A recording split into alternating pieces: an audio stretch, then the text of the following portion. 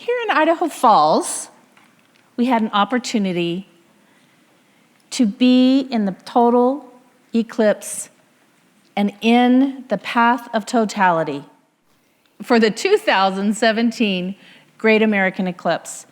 Total eclipses occur about once every 325 years in a given place. To explain a little bit about the path of totality, it was 70 miles wide. It stretched across the entire United States, but that path of totality only represented 0.1% of the entire surface area of the Earth. It is estimated that 20 million people traveled to or lived in the path of totality. For me, I was so excited when I heard Idaho Falls was in the path of totality. It meant I was within those 70-mile band, because if you were outside of that 70-mile band, you could not see the total eclipse. Either your world went dark or it didn't. There were some people who lived within the path of totality that did not go outside. They potentially missed a once-in-a-lifetime opportunity to experience something that was called momentous and even a transcendental experience. For me, it was going to be a great event because the closest I had ever gotten to totality was in 1979, and it was an 88% eclipse. Let me tell you, 88% does not compare to totality. As the executive director of the Museum of Idaho, my team and I saw the eclipse as a platform to host a traveling exhibit on space exploration and to host a few educational programs on August 21st. But then, in September of 2016, we got a call from NASA asking if we wanted to partner with them on the eclipse. Of course, we said yes right away. We didn't even know what they wanted us to do, but we learned that they were interested in us being one of the 4 NASA education sites across the path of totality. They had 3 things they wanted from us. They wanted us to help educate the public on what it was like in totality, what a total eclipse was, help educate them on how to view it safely, and when NASA personnel were in town, they wanted us to provide opportunities for them to provide outreach in the community. So as the fall of 2016 continued, we met with community leaders and community organizations. This was going to be a big event. We knew we had some knowns, many unknowns, but many more unknown unknowns. The biggest unknown we had, none of us, including our NASA contacts, had ever seen a total eclipse. So how do you plan for an event you've never seen? So in my endeavor to find out as much information as I could, I came across Dr. Kate Russo. Kate Russo is a clinical psychologist and eclipse chaser from Ireland. She has been researching people's response to totality for the last 20 years, and in doing so, she's been able to help a few communities get ready for a totality event. So I called her.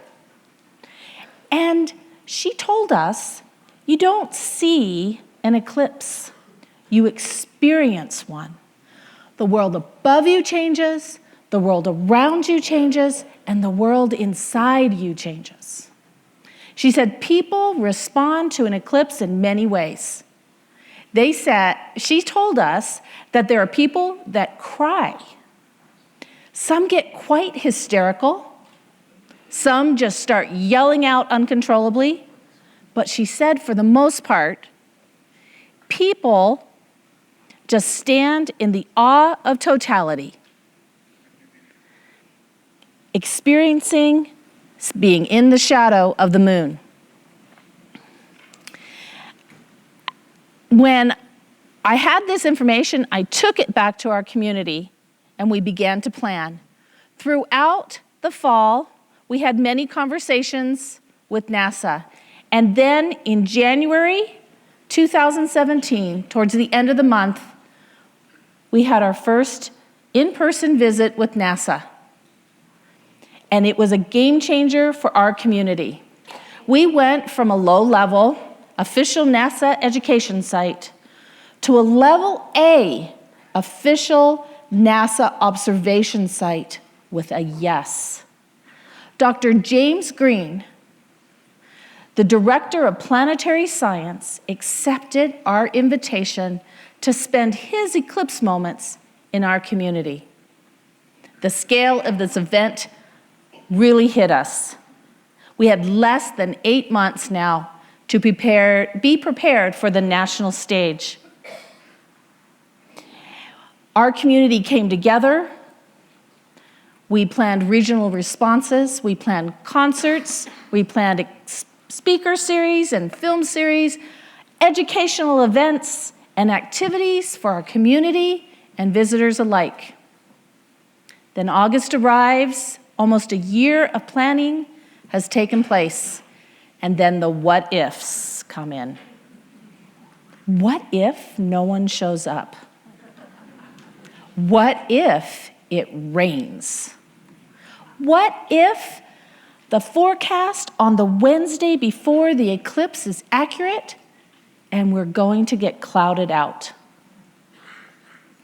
We knew we had a year's worth of planning behind us, and there was nothing we can do about the weather, so we just were going to enjoy. Then Monday morning, August 21st arrives, and there is a beautiful, clear sky. People started arriving at our community's official NASA observation site, bringing their chairs, their cameras, their eclipse glasses. NASA TV was setting up. We had a solar telescope and a mobile observatory that were up and running. People were coming to the site to experience totality in the community of others. Even Mother Nature was ready. The leaves on the trees were going to show the progress of the eclipse through the shadows that made crescent shapes on the ground. Then the 5,000 mile per hour shadow of the moon began to approach. And the real science was going to happen above us when the sun, the earth, and the moon were in perfect alignment. The very first thing you start to see is the light starts to change. Not all at once, but it slowly morphs into an eerie green twilight. Then the temperatures start to drop. The wind or a small breeze starts to blow, and you're feeling some physical sensations to enhance the visceral feelings you have been immersed in as you were waiting in anticipation for this great event. And then the streetlights start coming on. It starts getting very quiet. And before the last bits of unobscured sunlight disappears behind the shadow of the moon, we have the greatest show. It's called the Bailey beads effect or the diamond ring effect. And beads of sunlight shine through the rough topography of the moon in some places and not in others. And then we are plunged into a daylight darkness. A hole in the sky where the sun used to be, that is now surrounded by a beautiful, shimmering corona. It did not matter who you were. If you were young or old, rich or poor, liberal or conservative, a NASA scientist or an elementary student, when you looked up, you all had a same view of the world. I remember my eclipse moment. I remember thinking about the preciousness of life, how insignificant I was in a universe scale, and how awesome this was to be in Idaho Falls on August 21st. But then, just as fast as that 5,000 mile per hour rushing shadow brought the eclipse to life, it whooshed it away. But we got one last treat. We got a second diamond ring effect as it said its final goodbye. Totality required active participation. Totality did not enable you to be just an observer. A photo could not convey the power of totality. We had eclipse chasers from around the world here. They brought their unique perspectives, their culture, and their language. But when we were standing in totality, we had commonality, and we all shared the same view of the world. Imagine what we could do if we could find eclipse moments without an eclipse and share that common view. I know I'm going to be looking up a little more often, but I know for sure I will be looking up on April 8th, 2024. I'm going to be hopefully in the hill country around Austin, Texas, with my family, looking up once again at the next American eclipse. How many of you will join me to share another common view of the world?